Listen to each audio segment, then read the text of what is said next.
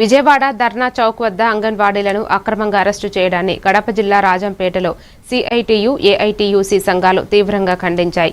ఈ సందర్భంగా సిఐటియు జిల్లా ఉప అధ్యక్షుడు చిట్వేలు రవికుమార్, ఏఐటియుసి సహాయ కార్యదర్శి సికిందర్, అంగన్వాడీ ప్రాజెక్టు ఉప అధ్యక్షురాలు టి ఈశ్వరమ్మ మాట్లాడుతూ కూటమి ప్రభుత్వం ఇప్పుడు మాట తప్పి అంగన్వాడీలపై నిర్బంధ చర్యలకు దిగడం దారుణమని ఆగ్రహం వ్యక్తం చేశారు.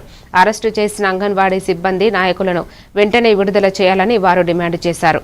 సిఐటియు పట్టణ నేతలు పివి రమణ, ఎంవి ప్రసాద్, అంగన్వాడీ కార్యకర్తలు శివరంజని, అమరావతి, మమత, అనురాధ, తులసి, రాజేశ్వరి దంపతులు తదితరులు పాల్గొన్నారు.